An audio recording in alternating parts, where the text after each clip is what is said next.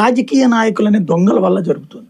రాజకీయ నాయకులు కొన్ని దరిద్ర పనులు చేస్తుంటారు, భూములు కబ్జాలు ఇట్లాంటి అవి కవర్ చేసుకోవడం కోసం అని చెప్పి సబ్ రిజిస్ట్రార్ ఆఫీసులు రిజిస్ట్రార్ ఆఫీసులకి రెస్పాన్సిబిలిటీ లేని పవర్స్ ఇస్తున్నారు, బాధ్యత లేని హక్కు.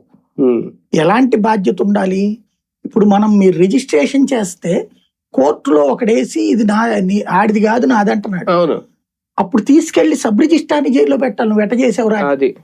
అలాంటి చట్టం లేదు. కాపాడతారు సబ్ రిజిస్ట్రార్ని వీళ్ళు. రెవెన్యూ ఆఫీసర్ రెవెన్యూ వాడికి తెలియకుండా ఒకటి భూమిని ఇంకోటి కబ్జా చేయడం కుదురుతుందా? ఎంఆర్ఓని బొక్కలో దొయ్యాలని ఎందుకు పెట్టలేదు అందులో చట్టం? మనం జంజీ ఉద్యమాలు జరగాల్సింది ఇక్కడ. మన కొంపల్లో చిచ్చెడుతున్నారు వీళ్ళు, మన కష్టార్జితాన్ని లాక్కుంటున్నారు. ఇప్పుడు ఆడెవడు అదేది 22A ఏం దుర్మార్గం ఇది? ఎవడబ్బా సొత్తు ఎవడు తీసుకెళ్లి ఎవడికి ఇచ్చేసాడు? జనం సొమ్ముని తీసుకెళ్లి వాడికి ఇచ్చేసాడు. ఇప్పుడు ఏదో పోని ఇదివరకు ఉన్నటువంటి పట్టా భూములు ఏదో ఇచ్చారు, వాటి మీద 22A పెట్టారంటే ఒక అర్థం ఉంది.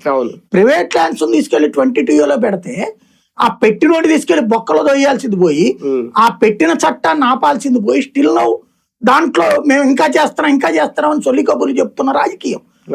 ఎందుకంటే వీళ్ళు తినాలి, వీళ్ళు చేతిలో మన జుట్టు ఉండాలి. సబ్ రిజిస్ట్రార్ ఆఫీసులో జరుగుతుంది అదే.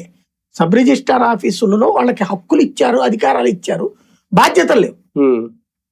చివరికి సుప్రీంకోర్టు కూడా రిజిస్ట్రేషన్ ఇస్ నాట్ ఫైనల్